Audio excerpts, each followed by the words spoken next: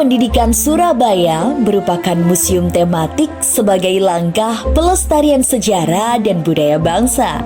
Diresmikan tepat pada Hari Guru Nasional, yaitu pada 25 November 2019 lalu. Museum ini hadir untuk menghidupkan kembali semangat edukasi, riset, dan rekreasi di kota Surabaya.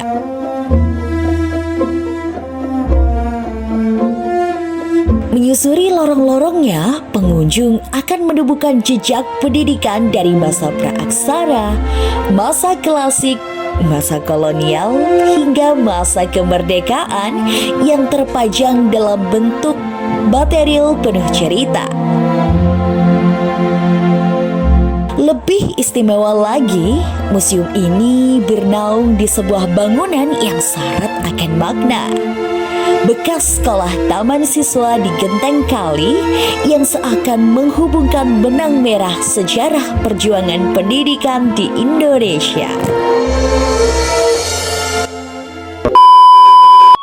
It's time talent session. Talk about education museum with Group 1. Halo, selamat pagi Mbak. Boleh dikenalkan dulu namanya Mbak?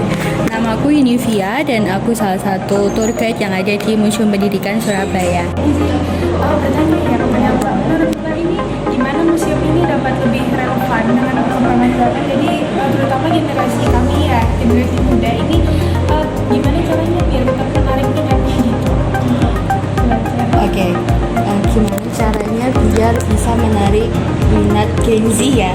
Jadi kalau aku lihat di museum ini kan selain isinya yang menjelaskan tentang perkembangan pendidikan yang ada di Indonesia, aku pikir desain dari bangunan-bangunan museum pendidikan ini juga estetik gitu. Banyak spot-spot foto yang sangat Gen Z, bisa dimasukkan ke Instagram, ke TikTok, sangat spot-spot foto-foto bangunan-bangunannya ini juga sangat diminati sama Gen Z gitu. Kalau dari aku selain ya balik lagi isi dari museum pendidikannya itu sih. Terus bagaimana sih kontribusi dari tokoh-tokoh Islam itu kepada museum pendidikan di Surabaya? Jadi kalau dari tokoh-tokoh Islam mungkin bisa aku ceritakan di zaman kerajaan. Jadi di zaman pendidikan mulai ada di Indonesia itu setelah mulainya itu dari zaman kerajaan, karena sebelumnya kalau di zaman praksara belum mengenal tulisan, paling belajarnya ya bagaimana cara bertahan hidup. Seperti tadi di koleksi yang pertama itu ayah mengajarkan anaknya bagaimana cara membuat api gitu. Terus baru mulai muncul ilmu-ilmu baru itu ketika adanya kerajaan-kerajaan di Indonesia, salah satunya kerajaan Islam seperti Samudra Pasai, seperti Demak dan lain sebagainya. Mungkin untuk kontribusi dari tokoh-tokoh Islam yaitu mereka jadi membuat kitab-kitab. Kitabnya ditulis menggunakan bahasa Arab, tetapi isinya itu sesuai dengan daerahnya masing-masing. Jadi kalau kerajaannya berada di Jawa ya pakai bahasa Jawa, kalau di Sumatera pakai bahasa daerah Sumatera. Begitu teman-teman. Saya Mbak, menurut Mbak ini bagaimana cara untuk menumbuhkan rasa bela negara melalui adanya museum pendidikan ini Mbak? Oke, jadi di Museum Pendidikan ini seperti yang tadi sudah dilihat kan ada menjelaskan tentang beberapa masa-masa yang di Indonesia. Jadi bagaimana pendidikan waktu zaman praksara, zaman kerajaan, zaman kolonial, dan juga zaman kemerdekaan. Menumbuhkan bela negara dari Museum Pendidikan ini mungkin kalau dari aku ketika kita melihat tadi di zaman kemerdekaan itu menjelaskan tentang bagaimana orang-orang pada saat itu mencoba untuk memfilter ajaran-ajaran di zaman sebelumnya. Jadi waktu zaman kolonial itu kan sangat kental dengan penjajahan dari Belanda, dari Jepang. Kemudian beralih ke zaman kemerdekaannya, orang-orang pada zaman itu berusaha untuk menumbuhkan jiwa-jiwa nasionalisme, patriotisme begitu. Kurang lebih seperti itu.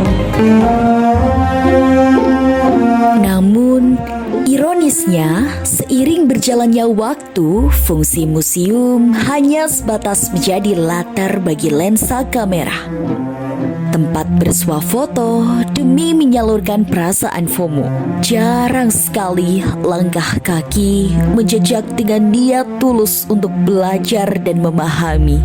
Padahal, Museum Pendidikan menyimpan butiran pengetahuan yang jarang terjamah di sekolah, seakan menunggu hati yang mau menggali dan telinga yang sudih untuk mendengar.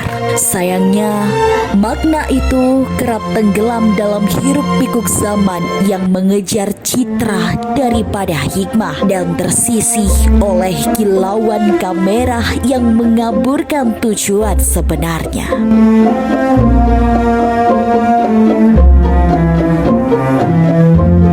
Ironisnya, Indonesia masih tertunduk di bawah bayang minimnya kesadaran akan pentingnya pendidikan. Padahal dengan menempuh pendidikan kita telah turut berpartisipasi dalam bela negara. Bela negara tidak selalu mengenai military force atau tindakan fisik lainnya. Bisa berupa non-fisik seperti halnya berkunjung ke museum. Sederhana tapi menjadi langkah kecil yang memiliki makna besar dalam membangun kesadaran dan kecintaan terhadap negara.